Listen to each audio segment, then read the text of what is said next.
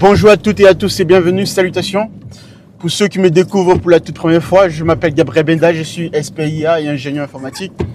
Aujourd'hui, bref, j'aimerais vous en parler sur la manière de concevoir des agents intelligents.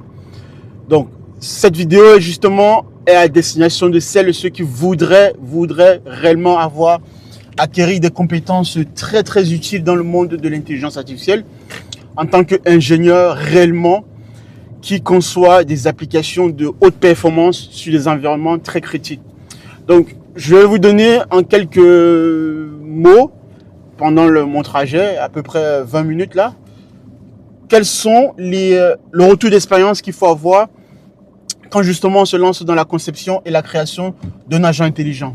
Alors, premièrement, on ne développe pas un agent intelligent tel qu'on développe un logiciel, une application traditionnelle du style où on va coder des règles de gestion, des conditions if, else, etc. Non. Bien sûr que on ne fait pas totalement abstraction de cette partie-là, mais ça reste une minorité, ça reste une infime partie de ce que l'on voudrait dans notre programme informatique. Pourquoi? Parce que pour la simple bonne raison que on voudrait atteindre, si possible, le maximum de logique et d'intelligence dans ces outils-là, dans ce joujou qu'on appelle les agents intelligents. Donc, on voudrait que notre agent soit capable de raisonner. Raisonner, donc, au sens humain, c'est d'être capable de changer, de varier de contexte selon la question de l'utilisateur. Donc, d'où pourquoi vous ne pouvez pas, et c'est même très bête, et ce serait impossible, justement, de coder en dur avec des conditions et des règles de gestion, un ChatGPT par exemple. Donc, comment fait-on en réalité lorsqu'on est dans des environnements très critiques, par exemple en entreprise, et lorsque on vous charge de concevoir un agent intelligent? Aujourd'hui, alors il y a plusieurs écoles, mais il y a une école en particulier justement qui gagne la bataille, c'est l'architecture. L'architecture logicielle. Les amis, si vous apprenez réellement le point fondamental d'une très bonne architecture logicielle, c'est-à-dire comment aligner, comment faire communiquer les composants de votre architecture logicielle pour que le programme, on va dire, la structuration de votre agent intelligent puisse s'intégrer à votre architecture logicielle. C'est ça la base.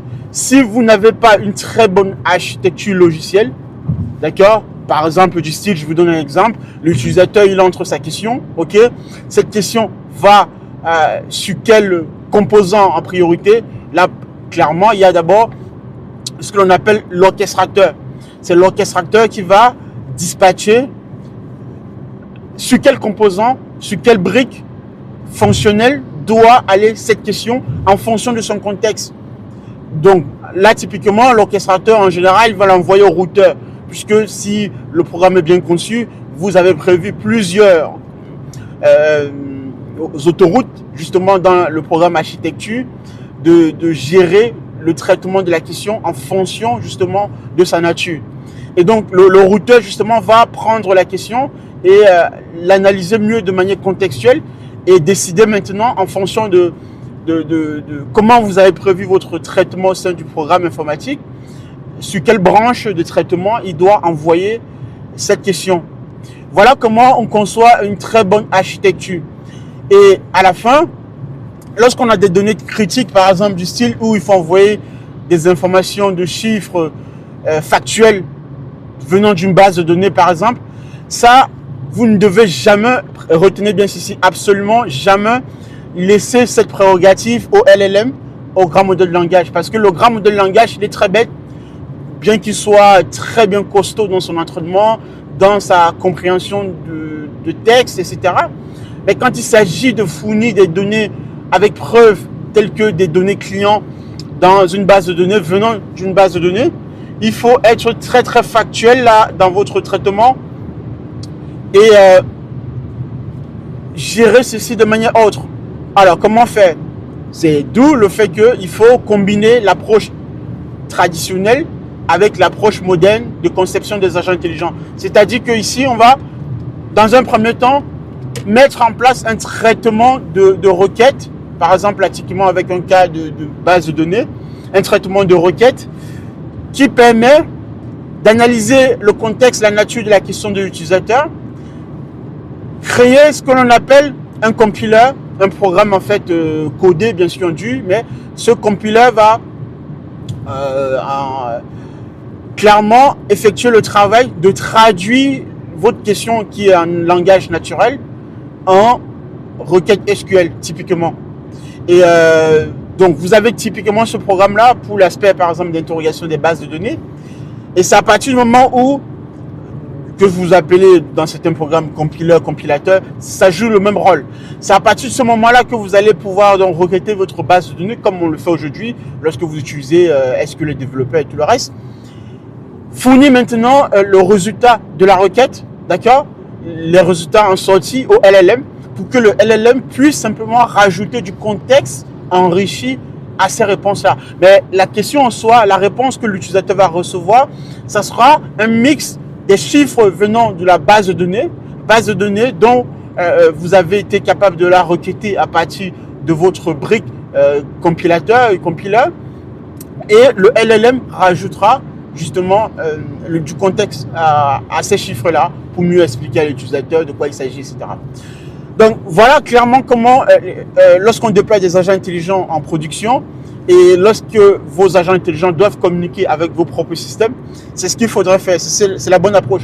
Parce que voyez-vous, si vous laissez la prérogative, vous laissez la charge au LLM d'aller interroger votre base de données, vous êtes sûr qu'il peut aller il peut commettre des dégâts dans votre base de données.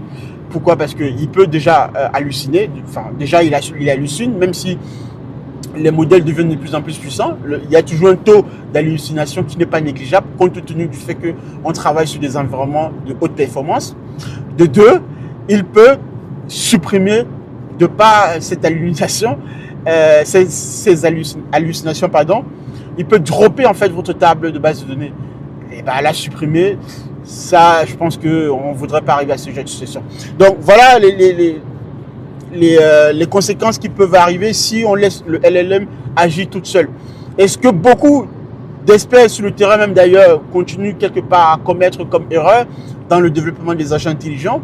C'est le fait de croire que en mettant le LLM à tous les étages de l'architecture logicielle, on va avoir un agent intelligent. Ça, c'est faux. Ça, c'est quand je vois le code de certains, ça me fait rigoler. Dans tous les composants de fonctionnalité, je vois des appels à ChatGPT, à Claude, etc. avec par exemple des réglages de température, parfois même qui m'étonnent. Mais ça, c'est typiquement... Bon, après, je pense qu'il y a aussi une pression de croire que voilà, le LLM va tout gérer à notre place. Non, vous devez prioritairement d'abord penser le système à votre niveau. Donc, penser le système à votre niveau, ça demande de l'analyse de votre cas de métier. Qu'est-ce que vous essayez de résoudre? Comment, sur le terrain, de manière pragmatique, sans même parler d'intelligence artificielle, comment je devrais résoudre cette tâche? L'IA ne vient que accélérer votre processus de développement. Moi, par exemple, au quotidien, j'utilise Claude Code. Et ben, je peux vous dire que moi, je ne délègue pas tout à Claude Code. L'assistant Claude Code, que ce soit Gemini ou Codex, etc. Ce que vous devez donner à l'assistant, c'est uniquement la logique de pensée dans laquelle l'assistant doit s'inscrire. Parce que cette logique de pensée-là vient du fait que vous avez compris le contexte dans lequel vous vous situez. Vous comprenez la manière dont l'utilisateur potentiellement agira demain avec votre système. Et donc, vous donnez une direction, un cap, une direction à l'assistant coding de dire, bon voilà, par exemple là, je vous donne un exemple de ce que je suis en train de faire actuellement. Je suis en train de concevoir, et c'est presque terminé d'ailleurs, je vais vous faire une démo la prochaine fois, un agent intelligent capable de jouer le rôle d'assistant immobilier sur tout le territoire français. Après, on va l'étendre à d'autres territoires. Je ne suis pas seul sur ce projet, mais je suis la tête pensante de ce projet et je développe et je conçois toute l'architecture logicielle qui va être après déployée sur le cloud AWS. Là, typiquement, ce que je suis en train de faire, c'est de définit d'abord, prioritairement, toute la cartographie du territoire français. Comment les villes sont divisées, régions, départements, communes, arrondissements, pour 3 grandes villes de France, Paris, Marseille et Lyon. Après cela, il faut entrer dans les spécificités des adresses, comment les adresses sont conçues, le nom de rue, les codes INSEE, etc. Voyez-vous, ça c'est un travail de longue haleine qu'il faut comprendre au préalable, entrer en fond dans la compréhension de la division du territoire français et de toutes les spécificités. Et après, maintenant, ce que je suis en train de faire par la suite, c'est de dire à l'IA de s'intégrer dans ce cadre-là. Un peu comme, par exemple, vous avez un facteur qui vient vous livrer du courrier. Si vous avez peut-être fait l'expérience, regardez comment la Poste est capable de distribuer par jour tout un tas de millions de courriers, colis. C'est assez énorme comme système logistique derrière. Si vous vous intéressez vraiment à tout ce qui est progiciel, Manhattan Warehouse par exemple, ce genre de choses, c'est énorme. Ou Amazon, la manière dont Amazon par exemple est capable de retrouver l'adresse d'un client et de pouvoir bien acheminer le courrier et de vérifier s'il n'y a pas eu des erreurs, etc. Parce qu'en fonction des travaux ou des nouvelles constructions, il y a plein le référentiel géographique et de mise à jour des adresses. L'API de la base des adresses nationales en France, ça change énormément. Voyez-vous, c'est tous ces, on va dire, ces problèmes métiers à bien comprendre, à bien saisir. Et après, l'IA vient simplement s'intégrer dans notre cadre métier. Mais en aucun cas, à ce niveau, à ce stade de compréhension de la data, on parle là justement de la data, on fait intervenir l'IA. D'où pourquoi, c'est ceux qui disent typiquement, si vous maîtrisez la data réellement, bah, l'IA devient un jeu en fait. L'IA devient simplement un petit jouet. Donc, allez comprendre d'abord ce que vous faites et après, vous faites intervenir l'IA. Mais quand vous faites intervenir l'IA à travers aujourd'hui un assistant de développement, un assistant code, vous devez donc développer tel que je viens de vous expliquer. On n'appelle pas le LLM à tous les étages de l'architecture logicielle pour nous aider parce qu'on en manque d'idées, parce qu'on n'a pas bien compris le contexte dans lequel on était.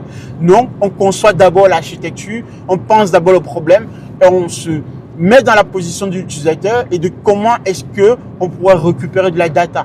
Et ensuite, on fait appel en dernier lieu, en dernière instance à un assistant d'intelligence artificielle qui va nous aider à développer le programme et développer le programme de manière flexible. D'accord? On ne va pas mettre des conditions indues lorsque, à coder par exemple certaines conditions, lorsque cela ne vaut pas la peine. D'accord? Ce qu'il faut par exemple coder en dû dans le code, c'est par exemple les sessions d'identifiant des utilisateurs ou bien par exemple des clés de configuration. Mais en aucun cas, ce qui relève de la partie d'intelligence, de la communication de votre agent intelligent avec l'utilisateur, en aucun cas, il ne doit y avoir des choses codées en dû. Cela me permet de rebondir sur un aspect beaucoup plus important, une caractéristique très essentielle dans les agents intelligents, dans l'intelligence artificielle. C'est comment vous allez gérer cette fois-ci la mémoire conversationnelle. Votre mémoire conversationnelle, elle doit être très très bien orchestrée. Orchestrée dans le sens où, je vous donne un exemple, l'utilisateur. Alors, les êtres humains au quotidien partent du principe que nous sommes très très basiques. Les humains à la base, quand on observe, et moi j'en pratique, je vois, je fais de la lecture de log au quotidien. Sur ces environnements-là, après vous allez me dire c'est peut-être logique, mais les humains au quotidien posent des questions basiques, très très basiques. Et donc le programme, ceci dit, doit s'adapter. C'est-à-dire que la mémoire conversationnelle va jouer quel rôle? Elle va jouer le rôle de suivre la conversation de l'utilisateur tout au long de sa session. Vous ouvrez votre session ChatGPT, vous commencez par une discussion autour de la politique, après vous enchaînez avec le sport, après vous enchaînez avec l'immobilier. Bref, vous variez de sujets. Mais ceci dit, l'IA derrière, l'agent conversationnel doit être capable de vous suivre tout le long, de faire des inférences, des liaisons contextuelles par rapport à votre tout premier message. Et gérer comme ça cette mémoire conversationnelle, pour ceux qui conçoivent des architectures, il y a un problème de mémoire, d'accord, du stockage. Est-ce que vous allez garder tous les messages des utilisateurs? Je vous garantis, là, c'est déjà pas une bonne approche. On ne conserve qu'une partie des messages des utilisateurs en fonction d'une hiérarchisation de l'importance de la data, de la donnée qu'il a pu entrer. Si on constate qu'un utilisateur a tendance à aller beaucoup plus sur une conversation de sport qu'une autre, par exemple, dans notre métadonnées, dans nos métadonnées, on va prioriser dans le choix de conservation des données, cette partie de données liées au sport. Donc voilà déjà une première approche où on filtre le stockage des données essentielles à remonter lorsqu'il va falloir suivre l'utilisateur tout le long de la session. D'autre part également, il faut observer des temps de stockage. Si par exemple un utilisateur a une session inactive depuis 30 minutes, depuis 1 heure de temps ou depuis 24 heures, ce n'est pas du tout la même gestion qui se passe derrière. Donc, voyez-vous, il y a des problématiques d'architecture. C'est tous ces aspects-là, lorsque l'on travaille typiquement dans la mise en place des solutions d'intelligence artificielle auxquelles on est confronté. Et vous voyez ChatGPT, Claude, etc. Derrière les ingénieurs comme nous et ceux qui conçoivent ces systèmes-là, on est confronté à ces problèmes-là parce que les utilisateurs ne le voient pas, mais ça cause énormément de problèmes de gestion au quotidien, même si de plus en plus, bien sûr, nous avons des puissances de calcul des GPU, des composants dans le cloud, que ce soit à côté Google Cloud ou chez AWS ou chez Microsoft Azure. Il va falloir avoir un système très bien bétonné derrière et très bien orchestré pour pouvoir suivre toutes ces problématiques d'environnement. C'est surtout les problématiques d'environnement également qui causent problème. Donc, la mémoire conversationnelle, c'est quelque chose de très utile, sans quoi on ne parle pas d'intelligence, sans quoi on ne parle pas d'agent conversationnel.